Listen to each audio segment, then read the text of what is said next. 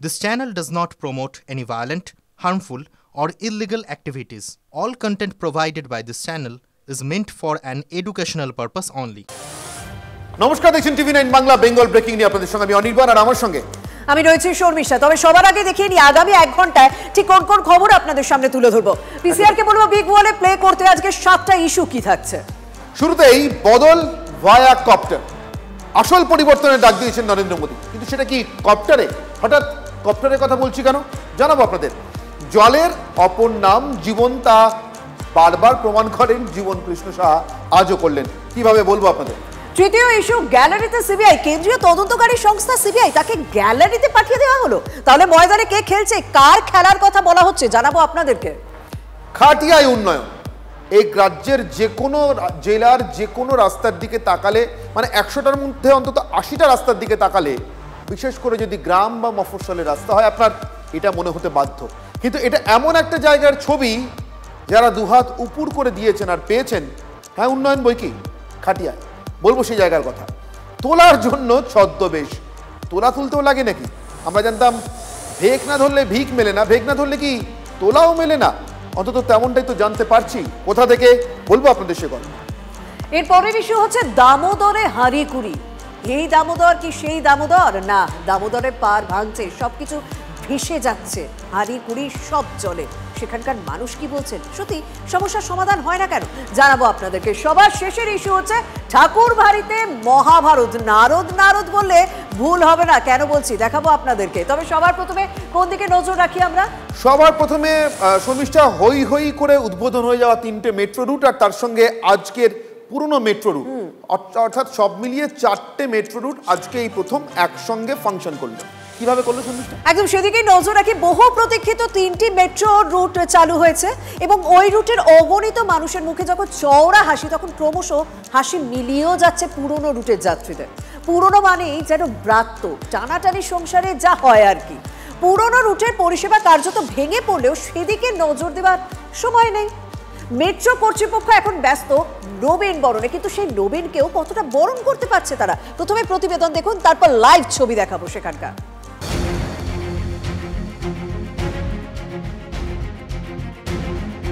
শুধু পিলারে নয়, ফাটল ধরেছে মজ্জায় মজ্জায়। কলকাতার মেট্রোর ব্লু লাইনের দক্ষিণ প্রান্তের সর্বশেষ স্টেশন কবি সুভাষ পুরো ভেঙে ফেলার সিদ্ধান্ত নিয়েছে মেট্রো কর্তৃপক্ষ। কবে স্টেশন খুলবে দেবানো জানন্তি, কুতো মনুষ্যা? না, ভাববেন না এটা এক খণ্ডচিত্র। পুরনো মেট্রো এখন চলছে এভাবেই, টেনে টুনে বৃদ্ধ বৃদ্ধার মতো। ভরা অফিস টাইমে কখনো সিগন্যালিং এর সমস্যা, কখনো শর্ট সার্কিট থেকে রেখে আগুন, কখনো আবার চলমান সিঁড়ি থেকে ধোঁয়া বেরোচ্ছে। এই তো সেদিনকার কথা। পার্ক স্ট্রিট মেট্রো স্টেশনে বর্ষার জমা জল ভেতরে ঢুকে জল থই থই স্টেশন। তারপর আর কি, নিত্যযাত্রীদের হয়রানি, এক রাশ ক্ষোভ, বিরক্তি নিয়ে গন্তব্যে যাওয়া। কথায় বলে পুরনো চাল ভাতে বাড়ে, সেখানে লাগাতার ভোগান্তির ছবি বলছে পুরনো মেট্রোয় দুর্ভোগ বাড়ে। গোদের ওপর বিস্ফোরা কর্মী সংকট, টানাটানি সংসারে তো নুন আনতে পান্তা পুরনোর মতো। অগত্যা জোড়াতালি কারবার চলছে চুপিসারে, অনেকটা শিয়ালের কুমির ছানা দেখানোর মতো। এক করিডোর থেকে অন্য করিডোরে কর্মীদের বদলি করে পরিষেবা সামাল দেওয়ার চেষ্টা চলছে। নোয়াপাড়া বিমানবন্দর মেট্রো 4টে স্টেশন পরিচালনার জন্য শহরের অন্যান্য মেট্রো থেকে আগেই 27 জন আধিকারিককে বদলি করা হয়েছিল। সেখানে নয়া 3টি পরিষেবা শুরুর পাশাপাশি ট্রেনের সংখ্যা বাড়ানো হয়েছে। সামনে তো পুজো, তখন কি হবে বলুন তো? ভয়াবহ কর্মী সংকটে ভুগছে মেট্রো রেলওয়ে। এই যে দমন পীড়নের মধ্যে দিয়ে মেট্রো রেল চলছে এবং এর জন্য কিন্তু পুজোর ভিড় শুরু হয়ে গেছে। একটা ব্লু লাইন থেকে তুলে তুলে সব জায়গায় পাঠিয়ে অপরিকল্পিতভাবে এইভাবে কতদিন চলবে? মোটরম্যান থাকা দরকার 500, রয়েছে 250। সব ক্ষেত্রেই ছবিটা এক। পরিষেবা নিয়ে প্রায় যাত্রীদের ক্ষোভের মুখে পড়ছেন নিচু তলার কর্মীরা। জনগণের, যাত্রী সাধারণের মুখোমুখি আমাদের কর্মীরাই থাকেন, কর্তারা তো থাকেন না।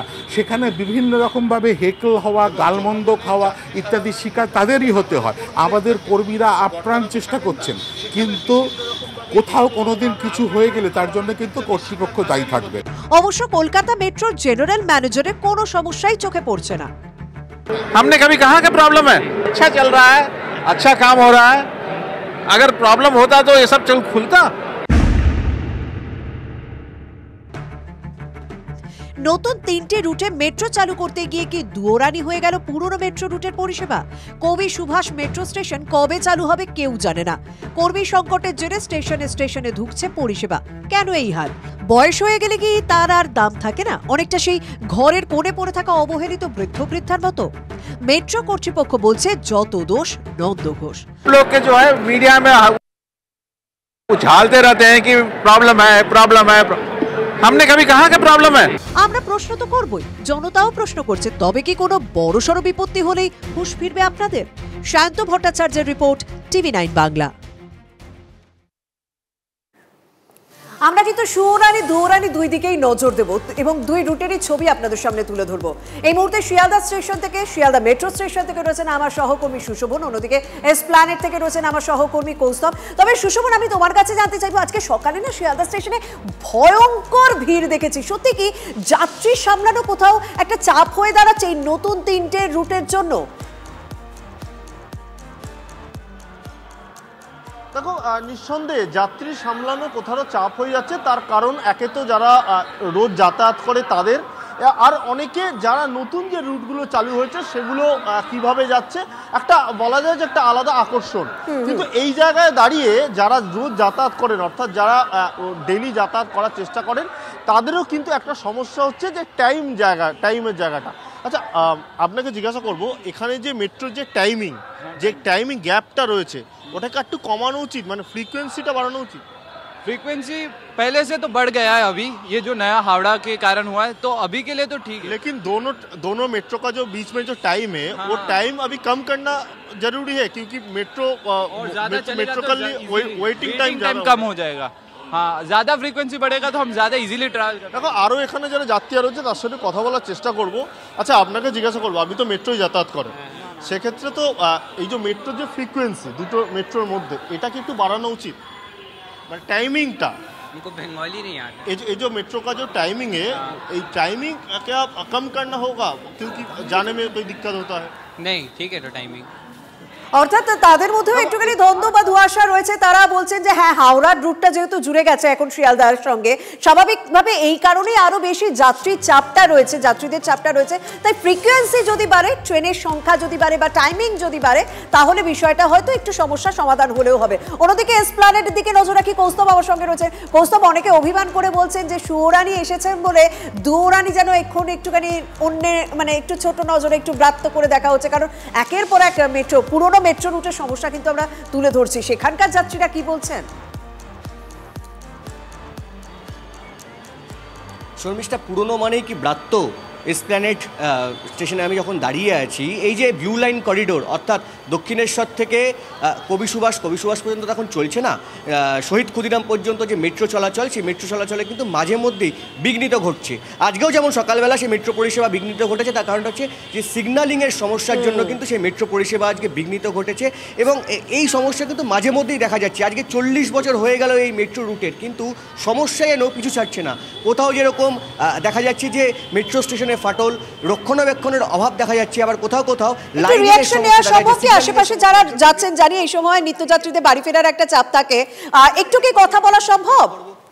আপনারা নিশ্চয়ই মেট্রোতে যাতায়াত করেন, কতটা প্রবলেমের মধ্যে পড়তে হয়? কারণ মেট্রো ফ্রিকোয়েন্সি পাওয়া যায়, মানে অনেকটা লেট হয়, কতটা সমস্যার মুখে পড়তে হয়? এরকম সমস্যা হলে সিগন্যাল যদি ফেল করে, আর যদি এরকম সমস্যা অনেকগুলো, মানে অফিসে লেট হয়ে যায় অনেক টাইমে, কোনো টাইমে সুসাইড করে নেয় কোনো, তো সেই সময় লেট হয়ে যায়, তো অনেক প্রবলেম আছে। মানে অফিস টাইমে এরকম জিনিস যদি হয়, যদি সিগন্যাল এরকম হয়, তাহলে অনেক প্রবলেম হয়। আর এটা মানে লেট হবে, আর মানে একদম বোঝাই যাচ্ছে। স্বাভাবিকভাবে অনির্বাণ, আমরা যখন অফিসে আসি আমাদের মধ্যে একটা তাড়া কাজ করে, বাড়ি ফিরবো যখন তখনও একটা তাড়া থাকে, কারণ পরের দিন আবার বেরোতে হবে। তো এই মেট্রোর নতুন রুট চালু হয়েছে, তাতে অনেকেই খুশি হয়েছেন, অনেকেই সত্যি খুব স্বাচ্ছন্দ্যে যাতায়াত করছেন। কিন্তু একটা বিষয়, সেই রুটটাকে একেবারে সড়গড় করতে হবে যাত্রীদের সুবিধার জন্য, একেবারে সেইভাবে ভাবনা চিন্তা করতে হবে, সেটা নতুন রুট হোক বা পুরনো রুট হোক। সেইটাই তো বলছেন নিত্যযাত্রীরা। অনেক ধন্যবাদ সুশোভন এবং কৌস্তব তোমাকে। তবে অনির্বাণ, এরপর আমরা কোন দিকে নজর রাখবো? খেজুরি 2 বিজেপি কর্মীর রহস্য মৃত্যুর মামলায় বিচারপতি তীর্থঙ্কর ঘোষ তাঁর পর্যবেক্ষণে উল্লেখ করলেন, এই ঘটনা সিবিআই তদন্তের জন্য উপযোগী নয়। হাইকোর্টের নজরদারিতে সিআইডি ডিআইজির নেতৃত্বে বিশেষ দল তদন্ত করলে মামলাকারীদের জন্য ভালো হবে। খেজুরি 2 বিজেপি কর্মী সুদীপ পাইক ও সুজিত দাসের মৃত্যুর ঘটনায় জোড়া ময়না তদন্তে দু ধরনের রিপোর্ট সামনে আসে, যা নিয়ে বিতর্কের সূত্রপাত। সোমবার এই মামলায় সিবিআই এর বদলে সিআইডি তদন্তকেই উপযুক্ত বলে মান্যতা দেয় হাইকোর্ট। বিজেপির যে সরকার আগামী দিনে মানুষ আনতে চলেছে এপ্রিল মাসে, সেই সরকার এখানকার পুলিশ সিআইডিকে দিয়ে কোনো রকম হস্তক্ষেপ ছাড়াই এই চোরেদের একেবারে মূলোৎপাটনের কাজ করবে, যাতে ছিন্নমূলের শিকড়টাও কোথাও না থাকে। অত্যন্ত গুরুত্বপূর্ণ যে হাইকোর্ট বলছে সিবিআইকে দেব না, তো ফলে এই সিবিআই চাই বলে একটা যে সাময়িক হল্লা তৈরি করে একটা মহল তৈরি করার চেষ্টা, সেটা আদালতে ধাক্কা খেল। মন্ত্রী, মুখ্যমন্ত্রী, প্রধানমন্ত্রী জেলে গেলে তাদের চেয়ার কেড়ে নিতে সম্প্রতি বিল এনেছে কেন্দ্র। রাজ্যে এসে সেই বিলের পক্ষে সওয়াল করে দুর্নীতিগ্রস্তদের রেয়াত না করার হুঁশিয়ারি দেন প্রধানমন্ত্রী। टीएमसी के एक मंत्री टीचर्स घोटाले में आज तक जेल में है। टीएमसी के एक और मंत्री पर गरीबों का राशन लूटने का आरोप है। ये मंत्री भी जेल जाने के बाद कुर्सी छोड़ने को तैयार नहीं थे। ये संविधान का, लोकतंत्र का सरासर अपमान है। मोदी संविधान का यह अपमान होते नहीं देख सकता, इसलिए मैंने तय किया ये सब नहीं चल सकता। এরপরই গত শনিবার তৃণমূলের চিকিৎসক বিধায়ক সুদীপ্ত রায়ের বাড়ি নার্সিংহোমে হানা দেয় সিবিআই, যা দেখে অনেকেই প্রশ্ন তোলেন, তিলোত্তমা কাণ্ডে দুর্নীতির অভিযোগের মতো গুরুত্বপূর্ণ মামলার তদন্ত মাঝপথে থমকে ছিল কেন? এ রাজ্যে চিটফান্ড, নারদ স্ট্রিং, নিয়োগ দুর্নীতি, ভোট পরবর্তী হিংসা,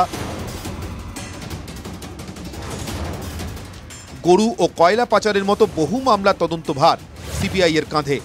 মানুষ এতদিন ভরসা রেখে এসেছেন কেন্দ্রের এই এজেন্সির উপর, কিন্তু এদিন হাইকোর্টের পর্যবেক্ষণের পরে যাবতীয় হাই প্রোফাইল মামলার ক্ষেত্রে কেন্দ্রীয় এজেন্সি সিবিআই এর বিশ্বস্ততা কি প্রশ্নের মুখে পড়ে গেল না? শ্রাবন্তী সাহার রিপোর্ট, TV9 বাংলা। যে রাজ্যে ভোট সেই রাজ্যে আগে এসআইআর, খবর কমিশন সূত্রে। দেশের 5 রাজ্যে আগে এসআইআর করতে পারে কমিশন, বাকি রাজ্যে পরে এসআইআর হতে পারে। দেশের সর্বোচ্চ এসআইআর একসাথে নাও ঘোষণা করতে পারে কমিশন। বিহারের পরে 5 রাজ্যের মধ্যে এই রাজ্যের ভোটও থাকছে। আগামী বছরের নির্বাচনকে সামনে রেখে এই রাজ্যে আগেই হতে পারে এসআইআর। অসম, পন্ডিচেরি, পশ্চিমবঙ্গ, কেরল এবং তামিলনাড়ুতে আগেই হতে পারে এসআইআর।